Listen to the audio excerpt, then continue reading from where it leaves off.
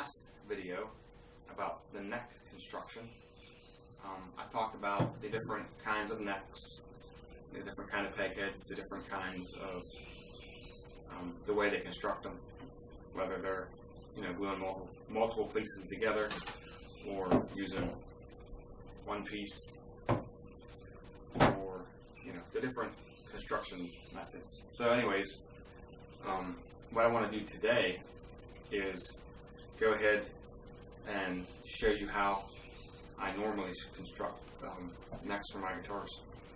Stuff like this, 6 in a line with like 3 to 5 pieces. Now this is, a 5-piece with 2 pieces of 1/4-inch walnut, and this is same thing, 1/4-inch walnut, 3 pieces of maple. But I got a neck over there. I'll grab it in a minute.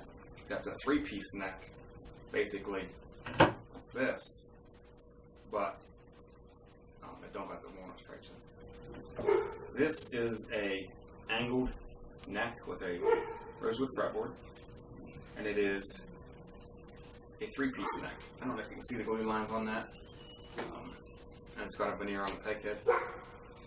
But this is basically the kind of necks that I make, either this or with the walnut or mahogany stringers on the back side. So today we're going to be constructing a neck that looks like this. It's going to be a 3-piece neck, 3 pieces of maple glued together. It's going to have an angle on a peg head, but it's going to have like a 15-degree angle, but it's going to be this peg head design.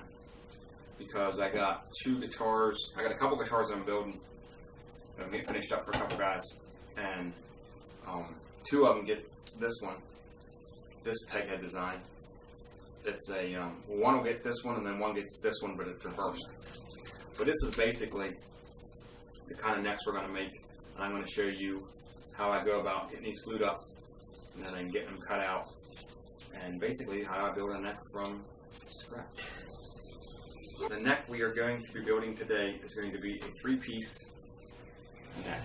Now,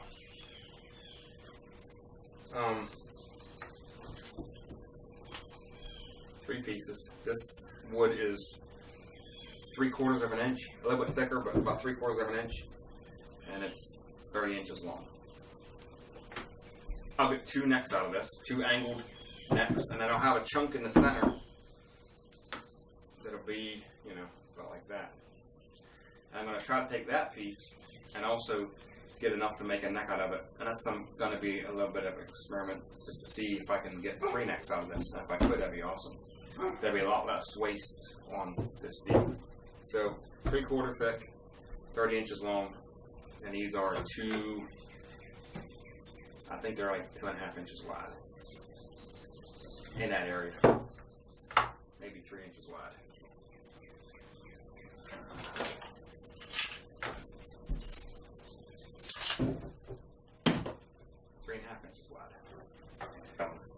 And what I've done is I went through, and if you look at the end grain, you probably can't see it. Maybe you can. But I went through and basically looked at the end grain and figured out how I wanted the pieces to go by what the end grain is reading. So, I'm trying to keep them. I don't want all the end grain going one way or the other. I want to kind of line it up where it's going to be the strongest and less likely to bow. After I found which way I wanted my boards to be glued together, I went ahead up on top and marked them 1, 2, 3, and then put arrows. That way, in the process of me gluing them, I wouldn't get them mixed up. I'd know which was going where. Okay. Then I went ahead and got my clamps in the ballpark of where they need to be, so I can slide them on. I can start clamping. So now it's just gluing these bad boys together. I'll just lay this down like that. Lay that like that. Put glue on this side, put glue on this side, and then put glue on both sides of this. That's how we're going to do it.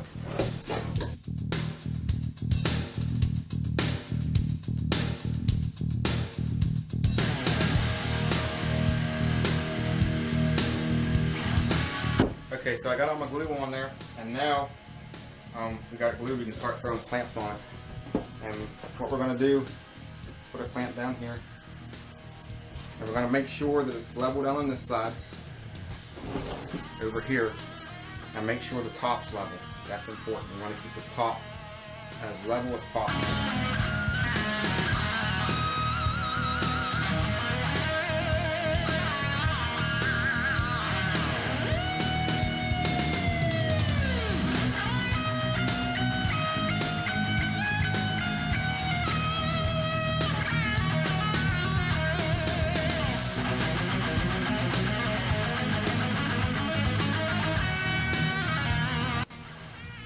And now this thing is basically ready. Just let it sit overnight, or let it sit, a couple hours. I'll probably let it sit overnight. Come back in the morning and be ready to start cutting out, drawing a design on cutting it out. But first of all, I'm going to come through with a paper towel and get the rest of this wet glue cleaned up. Because if I don't clean this up, then it's going to be a problem in the morning, and I'm going to have trouble taking it off. So I'm going to get it cleaned up now as best I can. That way in the morning, there's a lot less work that has to be done to get these ready to go. So we got our neck blank that we glued up, and it's all dried. I let it cure for overnight, about 24 hours or so. Took all the clamps off of it. And now what we're going to do is up on the top here and on the ends, it's a little bit uneven. Take a look at that real quick.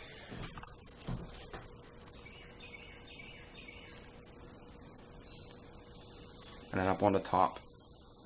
It ain't real bad. And on the bottom. So what we're going to do with that is we're going to take this over to my chop saw, and we're going to cut, a 1/16 off each side, make them smooth, and then come back through and run the top and the bottom either through a planer or a table saw and get it smooth on both sides. That way we've got a smooth surface all the way around. So another way we can achieve an angled peg head without gluing 3 pieces together is to take a piece of 3/4 maple, like this, and then this is like probably like 22 inches long. Then take 3 separate pieces, cut them at like 9.5, 10 inches, and we're going to take these 3 here and glue them together like that. And then we're going to glue that to the back of this piece here, and it'll end up looking like this. And then we can come back through. At this point would be where your nut would be, and then you draw your angle from this point down across here at whatever angle you wanted, 10 degrees, 15 degrees, 20 degrees, whatever you wanted to put on there. Usually you're like 15, 17 degrees is what they go for. Now you just come back through the bandsaw and cut it out, and now you got an angled peg with a neck, and there's not near as much waste on this one. The only problem with this is, not really a problem, but you do got a bunch of glue lines you got to cover up. You have where these 3 are together, you'll have glue lines across the front of the peg head, across the back of the peg head, and then on the side itself as it goes down. So, you got to go ahead and cover that. If you're going to paint it, then it's fine. But if you're going to leave it natural, then you got to put a veneer on the front, something on the sides to cover them glue marks, and then on the back to cover that too. So I took my neck blank through, and I took the ends and cut them in the chop saw. And then on the front and the back, I put them through the table saw. And now we got a chunk of wood here that is completely square all the way around. On this block of wood, we can get 2 necks out of this. We'll get 2 angled necks out of this. Now there'll be a chunk in the center that is basically waste, but I think if I go ahead and plane that down, I think it's going to be thick enough to where I can do like a scarf joint and do a peg head like that. So what we're going to do is we're going to come down from the top 3/4 of an inch. And we're going to mark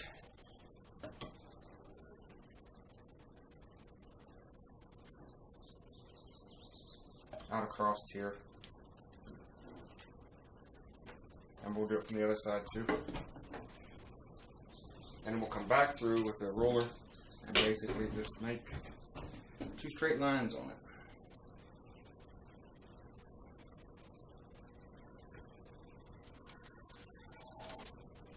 So I don't know if these lines are going to show up on the camera, so I don't know if anyone's going to see that or not. But I got 2 lines that are running 3/4 of an inch, the whole length of this block. And now we're going to go ahead and put our angled part on. Now we're going to need like 8.5 to 8 3/4 inches. So I'm going to come back here, mark it at 8 3/4, and take this angle gauge, basically put it at 15 degrees.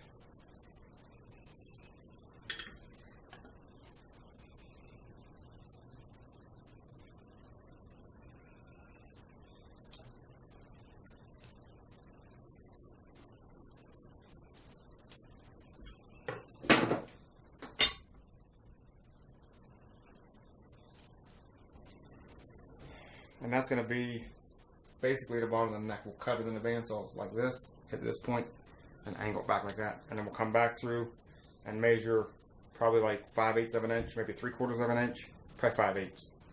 And mark that again up through there, and then you'll cut that. That'll be the top of the peg head. So we got our necks off the bandsaw. And now what we're going to do is we're going to draw a center line down the center of these necks and down the center of the peg head. And then we're going to take it over to our router table, and we're going to go ahead and route truss rod channels into the necks. The truss rod channels are routed into both necks. And this is the type of truss rod we're going to be using, the dual action. Like that, goes in like that.